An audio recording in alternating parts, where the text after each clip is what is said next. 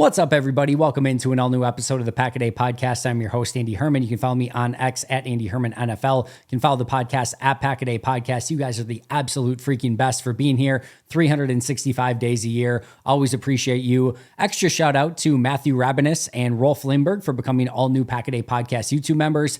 And an extra special shout out to new Hall of Fame member Flixen Gasfeld Elebar Bremen, which is a fantastic name. Thank you for joining and becoming a Pack a Day Podcast Hall of Fame member. If you yourself have not checked out the Pack a Day Podcast YouTube memberships yet, just do it, because then, listen, if everyone signs up, then I don't have to talk about it, and then everyone wins. So just go check it out. There's a ton of great options available. Either way, appreciate you guys so freaking much. Let's jump into the crux of today's episode. Before we get to the main event, some news and notes from Monday. Green Bay has a couple new coaches on their staff. At least that is what the reports are saying. First of all, you've got Sean Duggan on the defensive side of the ball, who will be a new defensive assistant. You have to think that he's probably going to work with the linebackers in some capacity based on his experience. And let's go over that experience. He started his coaching career as a grad assistant at Boston College. He was then a linebackers coach for Hawaii, a linebackers coach for UMass, a grad assistant at Ohio State, then a linebackers coach for Boston College, before finally becoming this past year not only the linebackers coach at Boston College,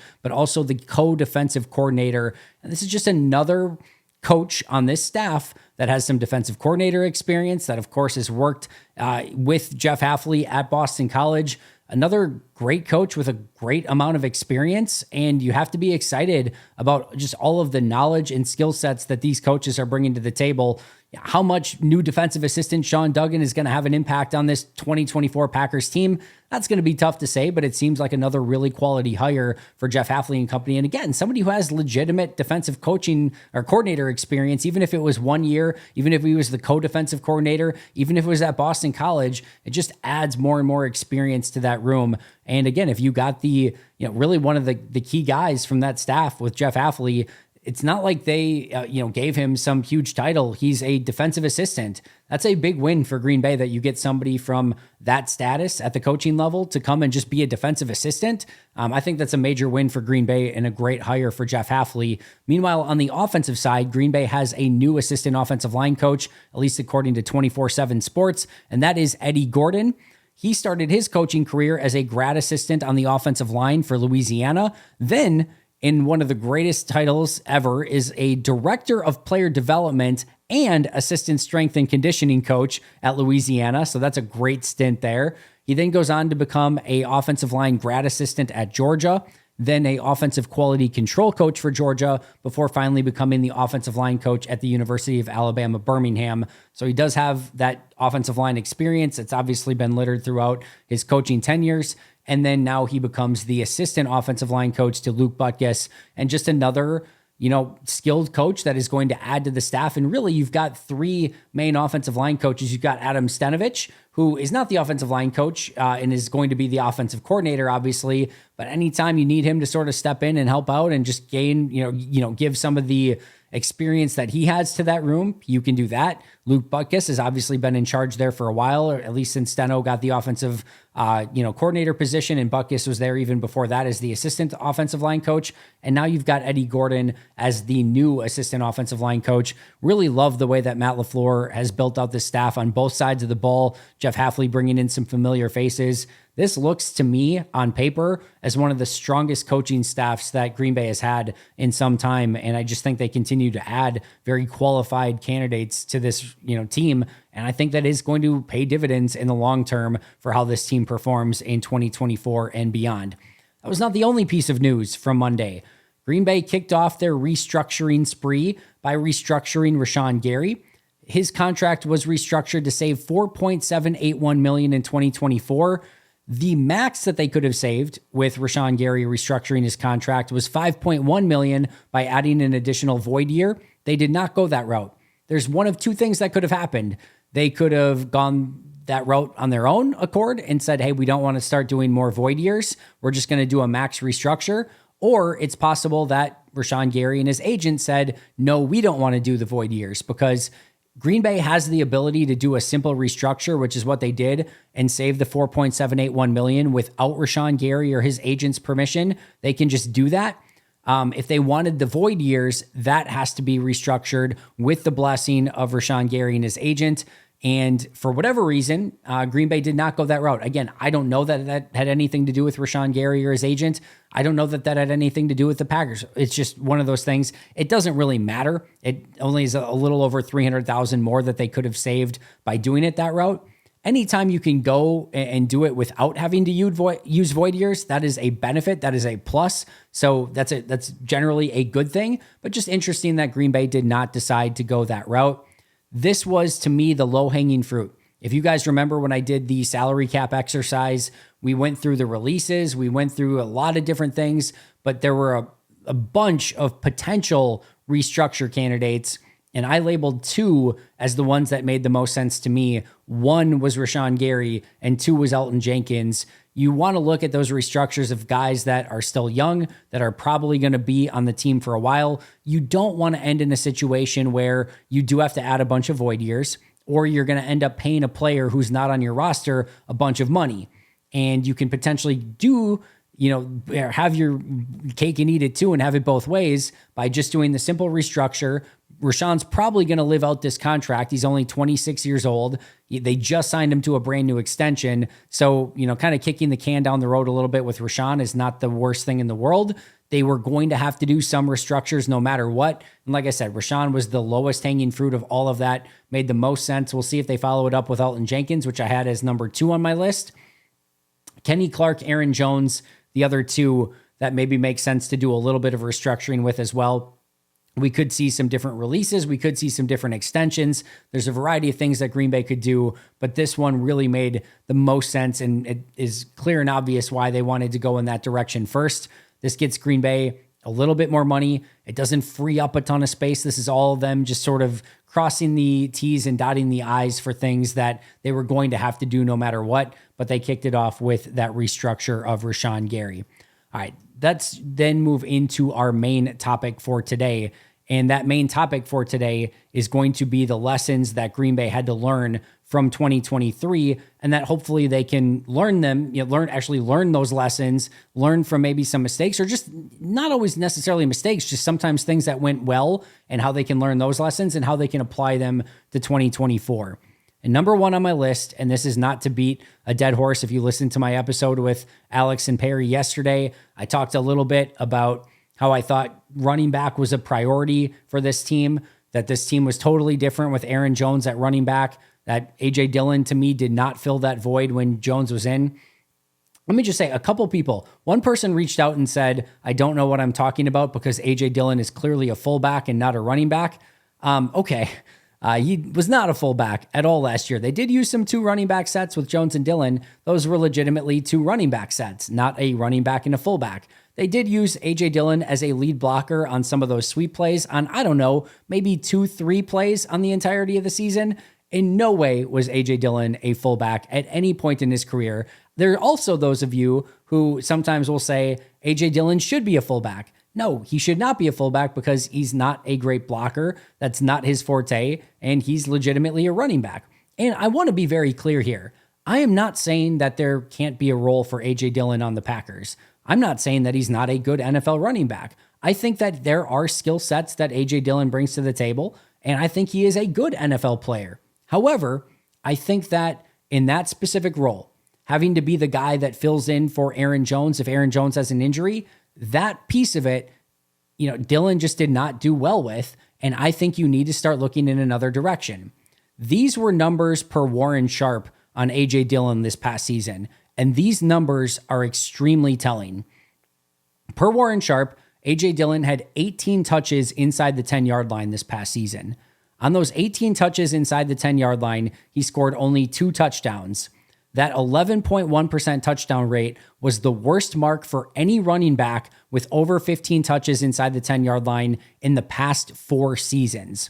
Additionally, on his 178 rushes this year, he also averaged career lows in yards per carry with only 3.4 yards per carry, a success rate of only 32%, a first down per rush rate of only 18%, a stuff rate of 17%, an explosive run rate of only 30%, and a yards after contact per rush of only 2.7 yards. Those were all career lows for A.J. Dillon this past season. Out of 41 running backs, 41 NFL running backs with 125 or more rushing attempts last year, he ranked 38th in yards per carry, 35th in success rate, and 31st in EPA per rush. The numbers were not good for A.J. Dillon last year. Now, those were the numbers from Warren Sharp. What I will add to this is, to me, your weapons on offense in some way need to be playmakers. And to me, A.J. Dillon was just not a good enough playmaker in any capacity for this offense. A.J. Dillon had one rush over 20 yards on the entire season on 178 rushing attempts. One rush over 100 on 178 attempts that went for 20 yards or more. That is unbelievable. Like, you have to be able to generate explosive plays at a higher rate than that, than more than just one. To be clear, Jordan Love had 4 rushes over 20 yards this past season. Now, clearly, different roles. He's scrambling. Dillon is trying to run through a line, etc. But you get my point. Jordan Love, 4 rushes over 20 yards. A.J. Dillon, only 1. And like I said, when you put playmakers out on the field at your weapon position, running back, wide receiver, tight end, they need to be able to make plays. This is where Green Bay got into really an issue when it got to the end of the Aaron Rodgers era, where you had too many of the A.J. Dillons and Alan Lazards and Sammy Watkins and Randall Cobb at the end of his career. And you just didn't have, like, Robert Tonyan, Mercedes Lewis. You had a lot of guys. You didn't have a lot of guys that could do anything, spectacular with the ball in their hands. It was almost the anti-San Francisco 49ers, where it's like, Kittle is a run after the catch guy. McCaffrey's a run after the catch guy. Ayuk is a run after the catch guy. Deebo Samuel's a run after the catch guy, where everyone with the ball in their hands is dynamic. And Green Bay at the end of the Rodgers era was like, all right, nobody with the ball in their hands is very dynamic. And now in Green Bay, of course, you've got Musgrave, you've got Tucker Kraft, you've got Watson, you've got Reed, you've got Dobbs, you've got, Dontavian Wicks, you've got all of these guys, Aaron Jones still. But you need guys out there that can make plays. And A.J. Dillon, for the vast part of 2023, was not that guy. And I'll say it one more time. I am not saying that A.J. Dillon can't be a Packer. We all love Dillon. We love the fact that he has adopted Wisconsin and Door County, mayor of Door County. He's been the consummate professional. You love that guy in your locker room. He's a good NFL player. I'm not saying he's not, but he can't be that next guy up. And he can't be always just the change of pace to Aaron Jones. I think he really projects more as kind of like a number 3 running back. I love how he plays in pass protection. Yes, he does catch the ball better than he gets credit for sometimes, but he can't be a big-time playmaker. That's not who he is. And he also, again, showed that he wasn't necessarily a great short yardage back or red zone back. They're just things that he needs to work on in his game, and I don't know that that's ever going to necessarily happen. If you want to go Aaron Jones and then another playmaker that you get through the draft or free agency, whatever it might be, and then you want to keep Dillon as your 3, that's great. That's fine. And like I said, Dillon can still have a role within your offense. But when Jones is out, you have to have another playmaker. Green Bay didn't, and they suffered because of it in 2023, and that's a lesson that they're going to have to learn. Number 2, the next lesson that they need to really take away, not necessarily anything they did wrong, but something that they can learn from, is competition works. If you go back and look at that offensive line rotation that they utilized, and they kind of figured it out midway through the season, Yosh Nijman, Rasheed Walker rotating at left tackle, Sean Rhyan and John Runyon Jr. rotating at right guard. I would make a very, very, very strong argument that literally everyone in that process got better because of it. I believe that Rasheed Walker, with the help of competition and somebody pushing him for snaps, got a lot better and played way better after the point where they started the competition. Now, Yosh is probably the one where we can make an argument of maybe he didn't play better. He kind of was status quo, but I actually like some of the stuff that Yosh did in a little bit more of a limited role. And I thought that it worked out for him as well. Now, Rasheed eventually won the job, rightfully so, but I don't think that Yosh suffered from it. I think John Runyon Jr. very much needed that push from Sean Rhyan. And in fact, 5 of the last 6 weeks of the season, he played really good football. And I think that push from Sean Rhyan, or maybe just the less wear and tear and the less snaps, really helped him. And Sean Rhyan, I think him getting some snaps and going out and being able to perform and learn from some of his mistakes was super helpful to him as well. Meanwhile, I think it also, either inadvertently or not, pushed guys like Elton Jenkins and Josh Myers and even Zach Tom to know that, like, hey, if we don't perform at a high level, we could end up getting snaps lost out on. I thought that competition was great for the offensive line. It's something that I quite frankly hope they do again. And it's not limited to the offensive line. Look at wide freaking receiver, right? Wide receiver, this was a constant pushing of everyone to be better, because if they weren't, they were going to lose snaps to the plethora of weapons that they had at wide receiver. Christian Watson, Romeo Doubs, Dontavian Wicks, Jaden Reed, Malik Heath, Bo Melton. By the time you got to the end of the season, there are enough guys in line dying for snaps out on the field and will give you everything as a blocker, as a pass catcher, whatever you need. They're ready to go out and do it. So if you go out there and you don't perform your best, guess what? That's going to mean that somebody else in the line is going to get those snaps from you. I think that competition overall, especially on the offensive line, especially at wide receiver, really, really helped out. And I think it's going to be something that they can go back to if they need to in 2024. Number 3, special teams still weren't good enough in 2023. They ranked 29th in Rick Gosselin's rankings on special teams, who is like the ultimate special teams guru. We talked about the Anders Carlson situation, and other people were trying to make a mention of like, hey, can you talk about Matt Orsic too? Yeah, Matt Orsic was not good. He just wasn't. I talked about it the other day. He needs to be better at snapping the ball and getting a more consistent ball to Daniel Whalen so that Daniel Whalen can put it down and get it there for Anders Carlson. But even aside from the long snapping, Anders was not good enough. And there are some Anders Carlson like defenders out there. I'll be clear here. I'm not saying that Anders Carlson shouldn't be on this team. I am saying that I want strong competition for him this year because kicking matters. But for those that just want to point to field goals and say, hey, like from a field goal standpoint, like look at some of the Mason Crosby early years or like Ryan Longwell, that's all fine and well. You have to take into consideration his entire body of work. And the total missed extra points and field goals combined was by far and away the worst in the league. And for those that want to make the comparison back to Longwell and Crosby and say, well, those guys had easy extra points. Yeah, they did. But that doesn't mean that Anders didn't miss the extra points and field goals that he missed. You're judged against the other kickers that were out there in 2023. And Anders Carlson was at the bottom of the list for missed kicks, period. End of story. Yes, the long snapper needs to be better. Anders also needs to be better. Kick coverage needs to be better. Punt coverage needs to be better.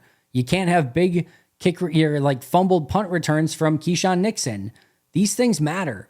And the special teams to me was still a far cry from good enough, and something that when you got into the playoffs and when you needed to win games, the Packers had to overcome their special teams. They weren't winning because of special teams. They weren't even breaking even with special teams, which is all we've been dying for years. Can you just be the 16th best special teams? You don't have to win games. You just can't lose games. Can you just be mid? Can you please just be mid? But the Packers special teams refuses to be mid. They constantly want to be bad. They were bad again in 2023. They have to be better in 2024 if this team wants to be a legitimate contender and be playing in the Super Bowl in New Orleans at the end of this season. Number 4. This is a great lesson as we go into this offseason. I'm not saying this is always going to work out. I'm not saying this is always going to be perfect, but the lesson here is that you don't always need a veteran to fix the problem. And we went into last season saying like, man, you've got Watson, you've got Dobbs, but you better add some veteran wide receivers to that group for Jordan Love. And you lost Robert Tonyan and Mercedes Lewis at tight end. You better add some veterans to that group at tight end. That wasn't the case. They didn't add any veterans to either of those spots. And you know what? The guys that they added, Jaden Reed, Dontavian Wicks, Malik Heath, Tucker Kraft, Luke Musgrave, Ben Sims. That was a great group of players that they added to that roster. And it made you not think about, oh man, they could use a veteran. No, they got playmakers all over the freaking place. And I would even go with punter as well. You would have loved to have seen maybe a veteran punter. Guess what? Daniel Whalen, former XFL player. They bring him in. No previous NFL punting experience. He was really, really good at punter. It's not that you always have to fill a spot with a veteran. Doesn't mean you always have to go out and spend big free agent money. In fact, a lot of times those big free agent spends don't always end up working out your way. Now, I'm not saying that safety that they can just go do that. I'm not saying that he can do the same thing that he did with tight end and go draft a guy in the second round, go draft a guy in the third round, and just be like, we're good. Everything's going to be perfect. I think they need to approach safety in a variety of different ways, as they do with some of the other positions on this team as well. But just remember, this is maybe a lesson more for fans than it is for anyone else. It doesn't always have to be a veteran. There's a variety of different ways where you can acquire talented football players. And if you can get them through the draft, that's even better. But it doesn't always have to be a 7-8 year veteran. Just remember that as we go into the offseason, as we look at safety, backup running back, offensive line depth, corner, linebacker. There's ways to build this roster that don't necessarily always involve going out and spending big money for a player. It worked last year. Hopefully Brian Gutekunst can work his magic again in 2024. Number 5, I'm not going to spend any time on this, but unfortunately we learned that you still can't trust David Bakhtiari's knee. And we've talked about Bakhtiari enough. We know the situation. It sucks. It's terrible. But I think Green Bay does need to learn this lesson in some capacity this season of like, hey, you have to get off this contract. You've got to figure out something, either a massive restructure, meaning Bakhtiari takes a significant pay cut and far less guaranteed money, or you just have to go in a different direction and say, we all know it sucks. It's the worst. You wish he was healthy. He's so good when he's out there, but you just can't trust the knee. Yeah, I know Bakhtiari's doing everything in his power to get back and playing at the highest level possible. I have zero doubt about that. I would love nothing more than for him to be out there playing football in the green and gold, but his knee has just been too problematic, and you have to learn that lesson that you can't trust it. You can't put more money into this. You just have to make that decision, and unfortunately, probably go in a different direction. Number 6, we learned that Joe Barry's style of defense does not work, and it didn't work in Green Bay. It didn't work with this particular roster, and it didn't work really throughout the league. That style of defense struggled mightily in 2023, and it felt like teams have sort of figured it out. And we don't have to worry about this. We don't need to talk about it ad nauseum because Green Bay learned their lesson. Now, it's not to say that Jeff Hafley's defense is going to be perfect and everything, wash your hands of everything, problem solved. A ton of work is still to be done if they want this to be a top 10 defense. But the point here is that it was very clear and obvious it was time to go in a different direction. Clearly, Matt LaFleur felt that way as well because he wasted almost no time letting go of Joe Barry and starting that defensive coordinator search. It was the right move. They learned their lesson. They went in almost the exact opposite direction of what Joe Barry's defense was. And now we just have to wait and see what 2024 ultimately brings with this new style of defense. Number 7, another lesson, maybe a little bit more for the fans, but we very much learned it from the Packers this past year. It is a 17-game season. I'm preaching to myself on this one too. 2-5. 2-5, and things were looking pretty freaking dire. Lost 4 games in a row. Won a game against the Bears, worst team in football. At the time, didn't really feel like it mattered all that much. You got a comeback win against the Saints that for 3 quarters in that game, you looked pretty freaking terrible. And you're at 2-5. You got a daunting schedule coming up. And a lot of people, and sometimes myself included, wanted to jump to some conclusions of what Green Bay needed to do and what the offseason was going to bring and how great it was going to be that Green Bay was going to get a top 5 pick and so on and so forth. Jordan Love was a bust. Thankfully, I never remotely came close to saying anything like that, but there was a lot of hot takes out there at the time. And we just have to remember, as much as we love to do this 365 days a year, and we love to jump to these conclusions quickly, you kind of have to let the season speak for itself. And at 2-5, while things look terrible, and it was fair to judge the product on the field, it was not a very pleasant 2-5. It was a ugly 2-5 with so many self-inflicted mistakes. And it was fair to call out a lot of those mistakes. But give Matt LaFleur and this team credit. They didn't flinch. They kept battling. They kept fighting. And this is a team that was a major problem for the Cowboys, clearly. The 49ers, the Packers gave them everything and probably should have won that game. This was a team that you didn't want to face in the playoffs, and they got so ridiculously better through the course of the year that it's a great reminder that, yes, this is, in fact, a 17-game season, and not everything has to be concluded and finalized and made its final, declaration of what the team is going to be 7 games through the season, regardless of how great or how terrible the team looked through 7 games. Number 8, this is also a great reminder that, guess what? Players have different paths to success, and the timelines don't always fit what we want them to be. We would love if Lucas Van Ness, taken 12th overall, came in and was immediately a stud. He wasn't. He's going to take time to develop. But guess what?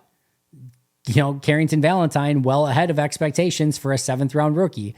Carl Brooks, well ahead of expectations. In fact, had a better season than LVN. These things develop at different times. And the player I really want to highlight here is Rasheed Walker. Listen, even before I get to Rasheed, if there's any franchise that should know that sometimes it takes players time to develop, it should be the Packers and their fan base. Devontae Adams is the 1A example of this. Donald Driver, not exactly ready right away. Favre didn't exactly, hit the ground running as a rookie, especially in when he was a rookie in Atlanta and the issues that he had. Aaron Rodgers took 3 years to develop. We can go on. Rashawn Gary is another great example. There are a lot of players through the course of the Packers franchise, especially in the Wolf, Thompson, and Goody eras, that take some time to develop. And Rasheed Walker is a great example of this. When he got in earlier in the season, there was everyone not only was Rasheed Walker can't play, it was cut that guy, he's terrible. He ends up going on to be one of the real bright spots of that entire Packer season. It just took him snaps to get out there and get acclimated to the speed of the game. Once he did, he was pretty freaking good. And I'm excited about Rasheed moving forward. I think he's going to continue to get better. But it just is, again, another stark reminder and another lesson learned of, hey, these guys don't always just have it click immediately. Some guys take a little time for the game to slow down for them. I thought it would slow down for Rasheed as the season went along. It slowed down for Jordan Love tremendously as the season went along. That timeline isn't always the same for everyone, and sometimes we need to have just a little bit more patience with players like a Rasheed Walker and what he did this past year. Number 9, Green Bay has to learn that they need to be better at safety. And I'm, as of right now, I don't know if excited is the right word, but I'm happy that Green Bay seems to know that, hey, we can't just bring back Rudy Ford, Jonathan Owens, Darnell Savage, Anthony Johnson Jr., and run this thing back and hope things are just going to get better. Now, a lot of offseason left, and I'm not saying that they can't re-sign 1 or 2 of those guys, but they have to be better overall, especially with this switch in defense to Jeff Hafley's single high safety. It's going to be of the utmost importance that single high safety is better than anyone that was on the Packers roster at safety this past season. So that's going to take Goody finding that player either via free agency or via the draft, but they have to learn that they need to be better. Go back to the 49ers game. Darnell Savage one-on-one with Christian McCaffrey. Savage gets beat in the open field, had a brutal game overall, and it really cost the Packers. They've got to be better at that spot, and it's really non-negotiable at this time frame. All right, number 10. No shock here. This is not only a commentary on the Packers, but really on the state of the NFL in general. Quarterback is still massively important. And we saw this again. Patrick Mahomes just continues to tear through this league with Super Bowl appearance after Super Bowl appearance and obviously a lot of Super Bowl wins. But Jordan Love is a great example of this as well. Jordan did not start the season well, and that coincided with the Packers not starting the season well. Now, that was not all on Jordan. That was on his playmakers, his wide receivers, the lack of Aaron Jones. There's a lot of different things that went into that. But when Jordan Love was not playing well, this team really struggled. And when he took off and just started playing at a whole different level, this team took off and played at a whole different level. It will be paramount that Jordan Love continues to take the steps, continues to improve, continues to get better with his accuracy, his deep ball accuracy, not throwing into coverage like that final play against San Francisco. He has steps that he needs to take. This is a league where you got a top 5 guy, you've got puncher's chance at Super Bowl every single season. You don't, it's going to be an upward climb. To me, Jordan has everything he needs to lead this team into the promised land. Now, what he needs alongside of him, like what talent that he needs to be super successful, we'll see. But I think we saw with the talent they had last year with a ton of rookies, first-year players, he did fantastic. I think he is somebody that can lead this team that doesn't necessarily need the full plethora of San Francisco 49er weapons in order to be successful. I think he's a great quarterback, but it's going to be dependent upon him to continue that upward trajectory, because if he is great, this team will be great. If he is bad, this team is going to be bad. We saw it play out. Giants game, he was bad. They lost. 49ers game, end of the year, he was bad. They lost. Beginning of the season, Raiders game, Broncos game, he was bad. They lost. There's still a ton of pressure on that position. You need to be great, and it's going to be up to Jordan to take that next step and really lead this team to where they want to go and hopefully hoist another Lombardi trophy. Bonus lesson we learned: the Bears still suck. And I will end with that. Here's my recap of things we learned from the 2023 season. 1, got to improve the depth at running back. Number 2, competition works. Number 3, special teams still not good enough. Number 4, don't always have to fix the problem with a veteran. Just find good players. Number 5, unfortunately, we still can't trust David Bakhtiari's knee. Number 6, Joe Barry's style of defense did not work. Thankfully, they went in another direction and fixed that. Number 7, it's a 17-game season. We shouldn't make any sweeping judgments through 7 games. Number 8, players find different pathways to success, and Rasheed Walker was such a great example of this past year. Number 9, the Packers have to be better at safety. Number 10, QB play still massively important, and we saw that with Jordan Love this past year. And bonus, the Bears still suck. Shout out to our Hall of Fame and All-Pro members: Most Hated Minnesotan, PJ Wayne, John Wild, Shea Bradad, Brandon Paletta, Jennifer Wright, Boom Handle, Donald Lee, Lori Lord, Baby QB, David McCluskey, Donald Decker, and Flixen Gasfeld, Elabar Bremen. I will see you guys right back here tomorrow. Like, subscribe, comment, give those 5-star reviews if you're listening on Apple or Spotify. I'll see you guys soon. Until next time, and as always, go Pack Go.